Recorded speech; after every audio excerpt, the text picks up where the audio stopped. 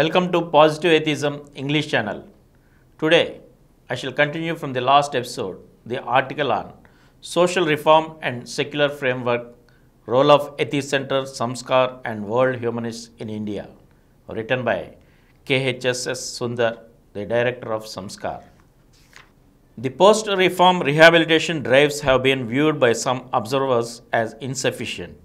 Lack of a scientific approach to alternative livelihood initiates and a deeper understanding of the issue in relation to surrounding environmental and ecological forms has been a major impediment in the process. Though land donation to the reform families was undertaken on large scale during the both reform movements with the help of government of AP, the related agricultural operations were never viewed from a real development perspective.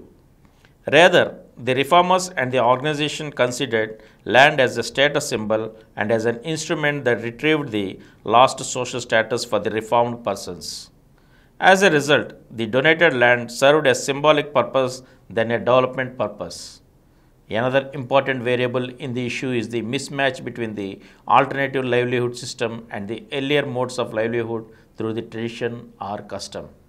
The two social categories touched upon by Samskar, denotified tribes and Jogini women, used to have an easy mode of securing livelihood. In other words, there was a kind of inbuilt economic security in both the evils. When this mode of person or family economy was replaced by some other modes in the post-reform phase, the stakeholders themselves saw the alternative as inadequate measure, and their non-preparedness to take up a new initiative during this phase was a major impediment in the smooth transition to land-based agricultural economy.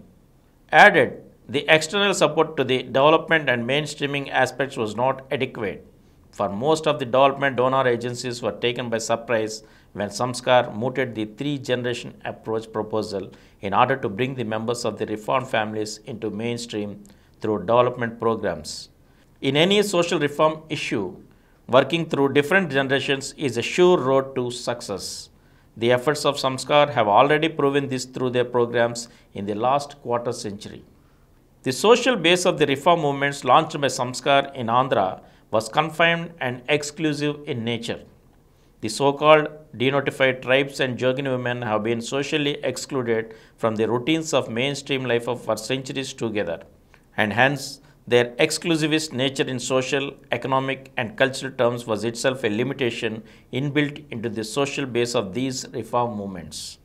Though socially excluded categories were brought into the mainstream social reform agenda, they at the same time also served as an internal limitation of the movement.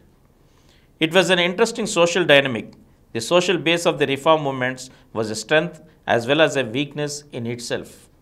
It was a strength because they were for the first time recognized as an unavoidable and necessary segment to be considered and brought under the canvas of social reform. It was a weakness from a few angles. First, the numbers were limited. The quantum base of the movement was insignificant, whereas the issue was most significant in terms of women empowerment, human rights, social reform, and status of children. Secondly, the sections under social reform agenda of Samskar had another discouraging social and cultural angle. The tag of criminality and being a Jogini served as the most important impediment in the process of social mainstreaming in the post-reform period for the first generation people. Legacy and need for continuity. The unique contribution of Samskar lies in the understanding of the post-reform social dynamics and operatives of the reform process, which was absent during earlier phases of social reforms in India. The visionary ideas and prospective thinking of the reformers made the reform movements, criminal tribe reform at Stewardpuram and other such colonies and Jogini reform movement in Nizamabad and Medak districts sustainable in nature and continuity. The founders and volunteers working with Samskar had a deeper understanding of the internal dynamics and prospects of such reform movements. One of the valid criticisms on the earlier social reform movements like widow marriages in this part of Andhra Pradesh is that there was no continuity in monitoring this reform. This resulted in the breakup of the reform marriages. This was considered as a major lacuna on the part of the earlier reformers. Samskar likes to avoid this and wishes to continue its efforts till the reformed Jogini sisters and reformed criminal family members and their children are well settled in life. In any other reform program, the first generation of the reformed form the last generation of the direct victims of a social evil. Their children, on one hand, belong to the first generation to breathe a free air, and on the other hand, they are the indirect victims of the last generation, for they are born into affected families. Thus, both generations pass through a twilight zone as far as individual and social transformation is concerned. So, both are important. The mothers or fathers should not fall back into the old mindset, and the children should not feel that they are properly admitted into the new society. There is thus a need to monitor and support change in case of the first and second generations. It is only the third generation children who will finally be out of past memories as well as social stigma attached to their ancestors. It is this phase when the organization could safely withdraw from the movement. The understanding has been named as 3G approach, that is 3 generation approach by Samskar and its founders. The meaning is simple and direct. The entry point is first generation of victims of social evils and the exit point is third generation. This intergeneration approach has significance in terms of operations of human social systems and behavioral patterns. One of the most important features of geriatric dynamics is that people may fall back into traditional thinking as they grow old. In the normal cases, this might be considered natural, but in case of reformed Jogini sisters and criminal families, the effect of such retrospective thinking with an eye on the revival of earlier lifestyles is suicidal to social change.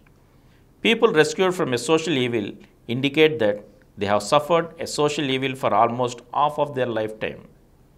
The subjugation will have a reviving effect on the minds of the reformed, and this situation will hamper the healthy growth of their children. Hence, the need for continuous social education and taking care of their well-being in the post-reform period is imperative.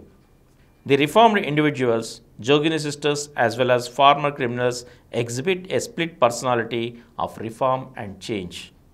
In the post-reform era, the second aspect of their personality, the changed personality, is more important for social monitoring.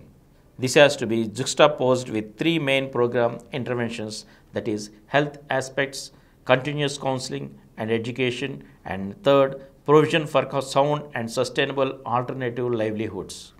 Continuation of these programs will have an enduring effect on the mindset of the reformed members and give them the much needed social caring effect.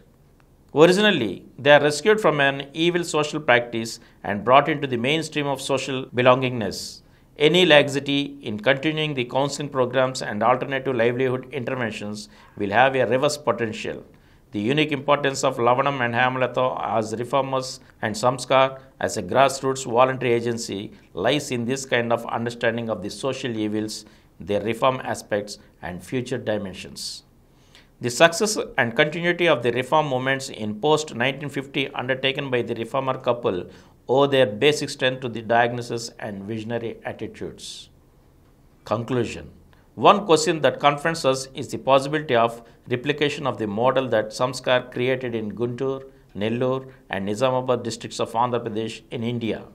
While it is debatable whether this was a model at all, it is also equally notable that Samskar could do it so far successfully. And hence, replication or duplication is a thing of future dynamics when some organization will have to adopt it and apply. The existing evidence with Samskar and the long trail of its success invariably hint at one possible direction, that their experience or model of social reform dynamics can be applied subject to suitable alterations in respect of local specificities. And here the article ends, and we shall continue with another article in another episode. Thank you.